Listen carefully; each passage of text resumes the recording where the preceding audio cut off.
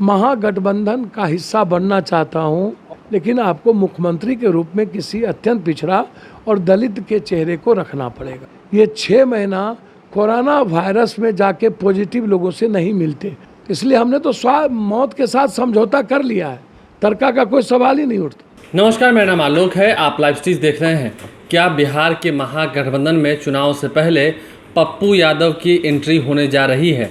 हम ऐसा इसलिए कह रहे हैं क्योंकि जब आज सुबह बातचीत हुई पप्पू यादव से तो उन्होंने साफ साफ कहा कि हमारी बातें जो हैं वो कांग्रेस को बता दी गई हैं, प्रपोजल जो है वो कांग्रेस को दे दिया गया है। ऐसे में क्या जन अधिकार पार्टी भी अब महागठबंधन का हिस्सा होने जा रही है? पहले से वीआईपी हो या फिर रालोसपा हो, इन तमाम दलों के द्वारा ये शिकायत निकल के आ रही है कि अभी तक गठबंधन में बात नहीं हो रही है। लेकिन क्या ऐसे में अब पप्पू यादव की एंट्री महागठबंधन में होगी, उस महागठबंधन में जिसे कहीं ना कहीं जिसके जो कुछ घटक दल हैं वो कहीं ना कहीं धुर विरोधी माने जाते हैं पप्पू यादव के? ऐसे में कैसे होगी पप्पू यादव की महागठबंधन में एंट्री? पहले पप्पू यादव क्या कुछ करें, ज़रा सुनिए। इस बात का ख्याल रखिएगा, मैं बहुत क्लियर आज कर देना चाहता हूँ कि हर परिस्थितियों में मैं अपने को कंप्लीट रूप से उसको साफ यह कहिए कि बिहार के निर्माण में और बिहारियों के जीवन को आगे बढ़ाने में हमें कोई विषाद नहीं है राजनीतिक रूप से कि मैं पप्पू यादव सामने आकर के कुछ बने। मैं बहुत क्लियर हूँ, इसीलिए हमारी लड़ाई इन दोनों गठबंधन के खिलाफ नहीं है। मेरी लड़ाई बिहार बचाने के लिए है। 30 साल इन लोगों के हो गए। मैं एनडीए जैसे नफरतवादी ताकतों को रोकना चाहता हूं। मैं बड़ा महागठबंधन चाहता था, लेकिन महागठबंधन के घटकों ने महागठबंधन को ही कमज़ोर कर दिया।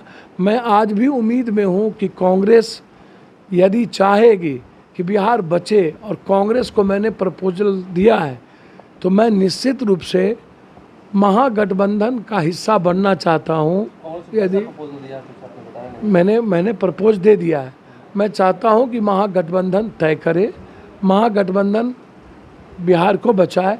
लेकिन जो प्रपोजल मैंने कांग्रेस को दिया है, कांग्रेस यदि उस बात को आगे बढ़ाती है, मानती है, तो मैं महागठबंधन का हिस्सा बनना चाहता हूं। अब महागठबंधन बना या ना बनाए उसमें कोई आपत्ति नहीं है, मेरा उसमें बहुत क्लियर है।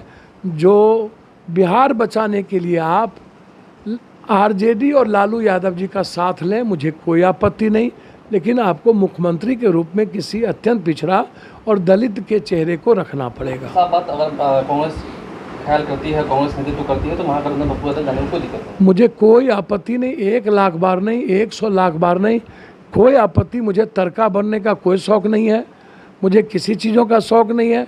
मैं अपने को समाप्त कर बिहार बचाने का मुझे सिर्फ शौक़ है।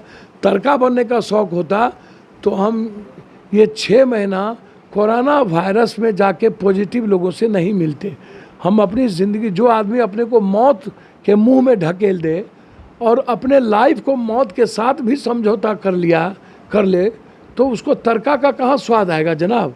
इसलिए हमने तो मौत के साथ समझौता कर लिया है, तर्का का कोई सवाल ही नहीं उठता। तो आपने सुना, बिहार चुनाव से पहले पप्पू यादव जिस तरीके से कह रहे हैं कि कांग्रेस आलाकमान से उनकी बातचीत हो रही है, अगर बातें हो जाती हैं तो क्या कांग्रेस आने वाले समय में समझौता करा पाती है या अन्य दलों के द्वारा पप्पू यादव को रखे जाने पर सहमति बन पाती है नहीं महागठबंधन में? ये भी देखने वाली बात होगी।